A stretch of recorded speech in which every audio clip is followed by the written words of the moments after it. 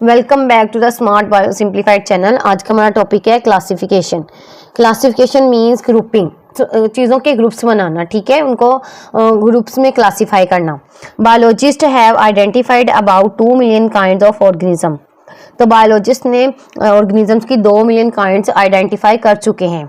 Out of these 0.5 million are the kinds of plant and 1.5 million are the kinds of animals. इनमें 0.5 million जो हैं वो plants की किस्में हैं और जो 1.5 मिलियन हैं बाकी वो एनिमल्स की हैं। It is only A small percentage of the total kinds which live on earth. और ये कहता है कि ये सिर्फ छोटी सी परसेंटेज है जो ज़मीन पे रहती है, जो डिस्कवर की है। टोटल में से टोटल की छोटी सी 1% है, ये छोटी सी अमाउंट है। Every year biologist discover thousands of new kinds of the organisms. और हर साल बायोलॉजिस्ट ऑर्गेनिजम्स की, जानदारों की हज़ारों नई किस्में डिस्कवर करते हैं। To better study such a large collection of the organism. तो इतनी बड़ी कलेक्शन जानदारों की स्टडी करने के लिए बेहतर तरीके से बायोलॉजिस्ट क्लासीफाई देम। तो बायोलॉजिस्ट उनको क्लासीफाई करते हैं, उनके ग्रुप्स बनाते हैं, उनको डिफरेंट कैटेगरीज में रखते हैं। तो classification is the process in which organisms are divided into the groups and sub groups on the basis of similarities and differences found in them.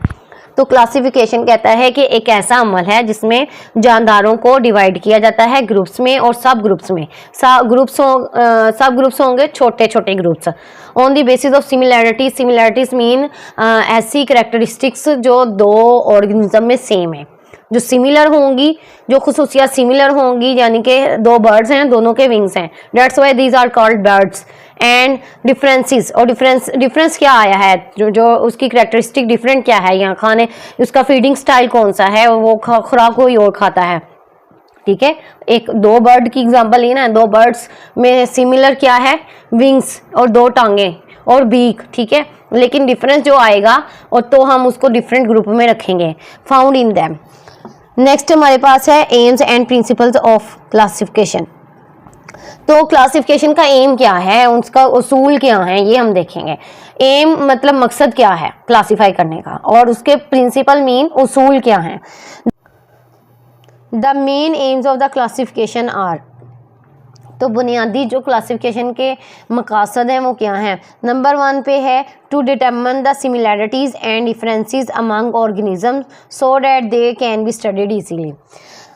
To determine similarities जानने के लिए, एंड डिफरेंसेस और differences and similarities जानकर among organism, जानदारों के दरमियान, so that ताकि they can be studied easily, ताकि उनको इजीली आसानी से स्टडी किया जा सके। आसानी से मतलब इतनी लार्ज कलेक्शन को स्टडी करते रहेंगे और एक पर्सन स्टडी करेगा तो उस जाहिर है एक उम्र निकल जाएगी।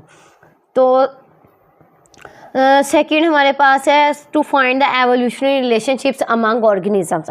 तो जानदारों के दरमियान जो रिलेशनशिप्स हैं, एवोल्यूशनरी रिलेशनशिप्स, यानी कि पास्ट में क्या हो चुका था और जो है पास्ट में ओवर द टाइम उनके जो ताल्लुकात थे वो कैसे थे। मतलब एक ट्री है ना, वहाँ पे सिर्फ ट्री पे जो है सिर्फ बर्ड्स और स्पैरोज़ आके नहीं बैठती, ठीक है, वहाँ पे उसकी रूट्स में अलहदा से एक ऑर्गेनिजम्स होंगे, बैक्टीरिया वगैरह, उसके जो है देखिए शाखों पे बैठने वाले और दरख्तों पे रहने वाले ऑर्गेनिजम्स अलहदा से होंगे, ठीक है। और प्लांट एक ऑर्गेनिज्म है, ठीक है, प्लांट एक खुद क्या कहते हैं, लिविंग ऑर्गेनिज्म है, इसको कैटेगरी में रखा गया है।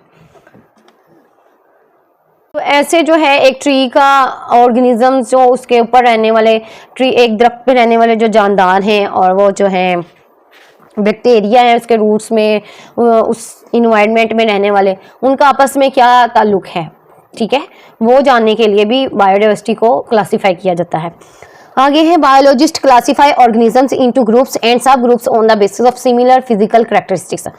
तो उनको क्लासीफाई किस बेस पे किया जा रहा है, उनको सिमिलैरिटीज और डिफरेंसेस की वजह से, सिमिलर फिजिकल कैरेक्टरिस्टिक्स की वजह से भी हम उनको ग्रुप्स में और सब ग्रुप्स में डिवाइड करते हैं। सिमिलर फिजिकल कैरेक्टरिस्टिक्स मीन एक जैसी, फिजिकल मतलब आउटर अपीयरेंस, जो उसका स्किन नज़र आ रही है, एक बर्ड के विंग्स आपको नज़र आ रहे हैं, उसके जो है क्या जो भी बीक है वो सारा कुछ आपको जो आउटर अपीयरेंस है, जो खसूसियात आपको नज़र आ रही हैं, उसके एक बीक है, उसके फर वाली है, उसकी बॉडी, उसके विंग्स हैं, ठीक है।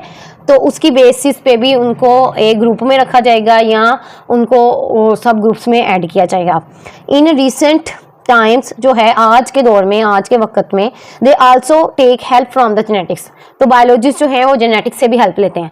जाहिर है एक आउटर को तो हम कंपेयर नहीं करते जाएंगे, उसको किसी ग्रुप में तो नहीं ऐड कर देंगे, उसके जीन्स देखेंगे, क्योंकि जीन्स ही हैं, डीएनए का वो पार्ट जीन्स ही हैं जो डिसाइड कर रहे हैं एक ऑर्गेनिज्म के हेयर कलर को, आई कलर को, उसकी जो है क्या कहते हैं, उसके इंटरनल और एक्सटर्नल जो भी है वो सारा जीन्स जो है वो कंट्रोल कर रही हैं।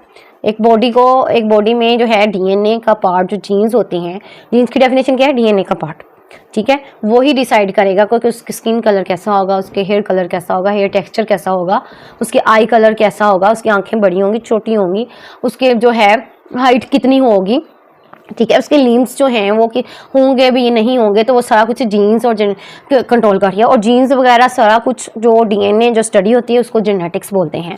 तो जेनेटिक्स से भी जो है बायोलॉजिस्ट हेल्प ले रहे हैं। They find the genetic similarities and differences among the organism. अब वो जेनेटिक सिमिलैरिटीज देखेंगे, जेनेटिक करैक्टरिस्टिक्स देखेंगे और डिफरेंसेस देखेंगे, ठीक है। जो करैक्टरिस्टिक्स में डिफरेंस आएगा वो डिफरेंसेस होगा, और जो सिमिलैरिटी आएगी उसको हम सिमिलैरिटीज बोलेंगे। Then they use this information, और इस इंफॉर्मेशन का इस्तेमाल करके टू नाउ जानने के लिए करते हैं similarities and differences in their structures and functions. Structures में ऑर्गन्स भी आ जाते हैं, स्ट्रक्चर्स में उसकी स्किन भी आ जाती है, स्ट्रक्चर्स में प्रोटीन आ जाती है, स्ट्रक्चर्स कार्बोहाइड्रेट्स भी हो सकते हैं, लिपिड्स भी हो सकते हैं, सेल भी हो सकता है, और सेल की स्ट्रक्चर्स भी हो सकती हैं। सेल में ऑर्गेनेलिस जो मौजूद होंगी, तो वो सारा क्या है, स्ट्रक्चर्स हैं, और उनके जो फंक्शंस होंगे उनमें क्या डिफरेंस है, उनमें कौन सी सिमिलैरिटी है, उसको जो है वो जानेंगे। नेक्स्ट है एडवांटेजेस, इसको हमने भी करना है, ठीक है, एडवांटेजेस भी करेंगे इसमें, और एक क्लासिफिकेशन की जो डेफिनेशन हमने पीछे पढ़ी है वो एक शॉर्ट क्वेश्चन है, और जो भी ये नंबरिंग में आ गया है कि कितनी काइंड डिस्कवर कर चुके हैं और कितनी प्लांट्स की हैं, कितनी एनिमल्स की हैं, वो भी जो है क्वेश्चन बन सकता है, एमसीक्यूज के तौर पे भी आ सकता है, ठीक है। ये क्लासिफिकेशन वाला शॉर्ट क्वेश्चन है हमारे पास, डिफाइन क्लासिफिकेशन, और ये भी पूछ सकता है what are the aims and principles of the classification, ठीक है। ये भी शॉर्ट क्वेश्चन है, ये क्लासिफिकेशन भी एक शॉर्ट क्वेश्चन है, ठीक है। नेक्स्ट क्वेश्चन हमारे पास जो बन सकता है वो है advantages of the classification. Advantages of classification start करते हैं। Classification allows biologist to group similar organism together, making it easier to identify and understand their characteristics, relationships, evolutionary history. It helps us understand the vast diversity of the living organism on the earth.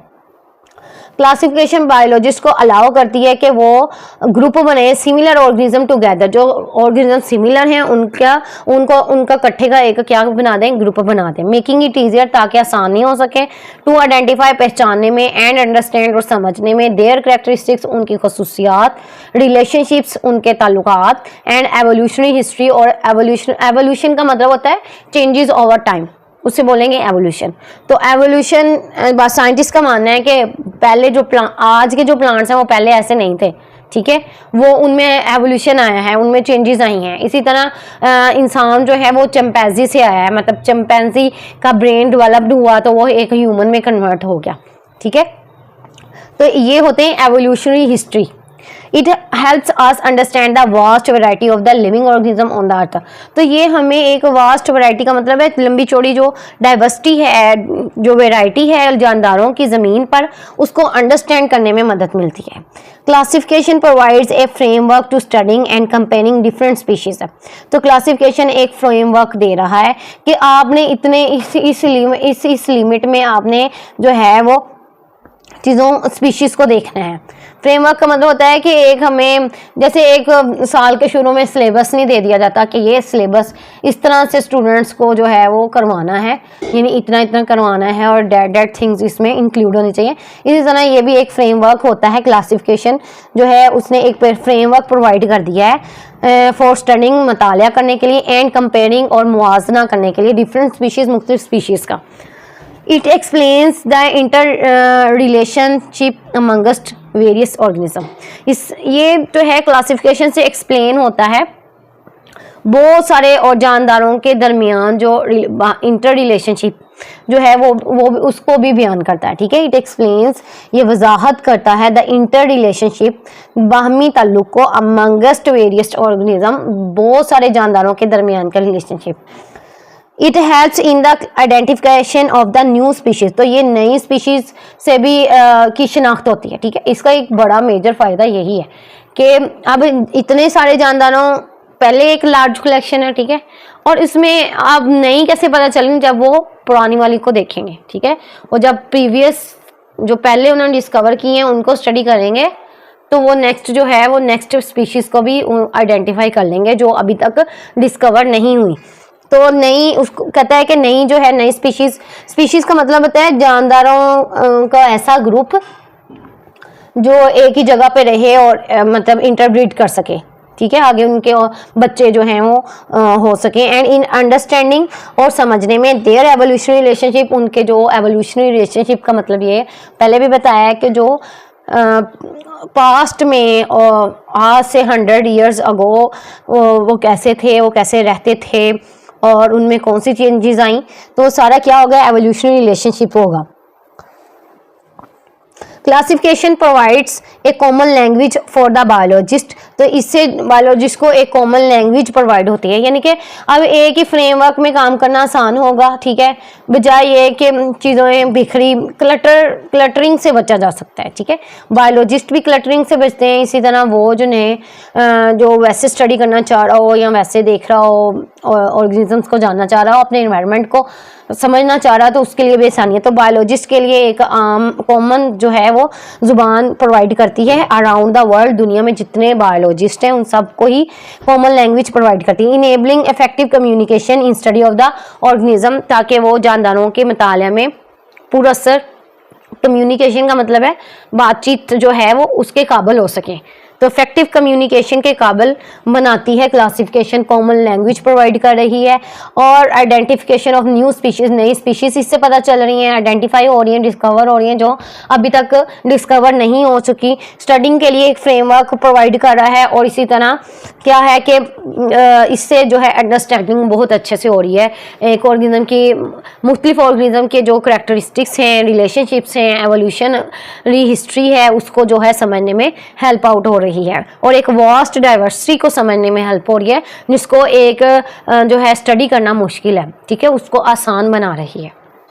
Overall classification is crucial for our understanding of natural world. वही मैंने बताया कि आम जो है, जो एक सिर्फ बायो पढ़ने वाला जो जिसका एम जो होगा कि वो सिर्फ नर्स बनेगा, तो उसको भी नेचुरल वर्ल्ड को समझने में जो है वो आसानी होगी, और उसके लिए भी क्रूशियल है classification. And for the conservation, देखिए अभी अंडरस्टैंडिंग कर ली, ठीक है, अंडरस्टैंडिंग क्यों करनी है, ताकि उनकी कंजर्वेशन के लिए और नई जो मेडिसिन, नई क्रॉप्स की प्रोडक्शन के लिए, ये सब ह्यूमन बेनिफिशियल के लिए, ठीक है। And management of biological diversity, और इसको मैनेज भी तो ही रखना है, कंजर्व भी रखेंगे, मैनेज भी रखेंगे। देखिए सारे दरख्त काट दिए जाएंगे तो ऑक्सीजन कहाँ से आएगी वर्ल्ड में बिल्डिंग्स बनाने के लिए। इसी तरह अगर जो है वो प्लांट्स, ऐसे प्लांट्स जो हैं एक्सटिंक्ट हो जाएं, नापैद हो जाएं और वो ना ग्रो करें, जो ऐसे प्लांट जो जिनसे अद्वियात बन रही हैं, बड़ी बड़ी बीमारियों का इलाज हो रहा है, ठीक है, उनसे जो है अद्वियात तैयार की जा रही हैं, अगर वो ख़त्म हो जाएं तो फिर क्या है कि वो बीमारियां बढ़ेंगी, और बीमारी का जो रेमेडी थी, वो जो ट्रीटमेंट था वो ख़त्म हो गया। तो ये सब बायोडाइवर्सिटी जो है ह्यूमन बेनिफिट के लिए है, ये बहुत ज़्यादा क्रूशियल है। क्रूशियल मीन अहम है for our understanding of the natural world, कुदरती दुनिया को समझने के लिए, कंजर्वेशन के लिए, मैनेजमेंट के लिए। ओके, अल्लाह हाफिज़। अगर आपको मेरा वीडियो लेक्चर पसंद आया हो तो मेरी वीडियो को लाइक करें, सब्सक्राइब करें, अपने दोस्तों के साथ शेयर करें।